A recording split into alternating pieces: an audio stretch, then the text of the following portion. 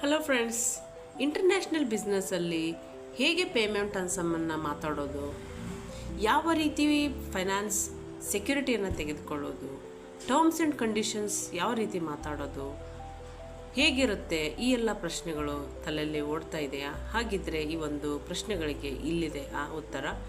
International ಬಿಸ್ನೆಸ್ಸಲ್ಲಿ ನೀವು ಯಾವುದೇ ಕಾರಣಕ್ಕೂ ನೀವು ಇಂಪೋರ್ಟರ್ ಜೊತೆ ಮಾತಾಡಬೇಕಾದ್ರೆ ಅದು ಅವರ ಅಂಡರ್ಸ್ಟ್ಯಾಂಡಿಂಗ್ ಇರುತ್ತೆ. ಫಸ್ಟ್ ಆಫ್ ಆಲ್, ನೀವು before going to confirm the order, ನೀವು 20% ಆರ್ 30% ಅಮೌಂಟನ್ನು ರಿಸೀವ್ ಮಾಡಿ ಆರ್ಡರನ್ನು ಕನ್ಫರ್ಮ್ ಮಾಡ್ಕೊಳ್ಳಿ. ಸೆಕೆಂಡ್ ಥಿಂಗ್, ರಿಮೈನಿಂಗ್ ಬ್ಯಾಲೆನ್ಸಿಗೆ ನೀವು ಎಲ್ ಸಿಯನ್ನು ತೆಗೆದುಕೊಳ್ಳಿ.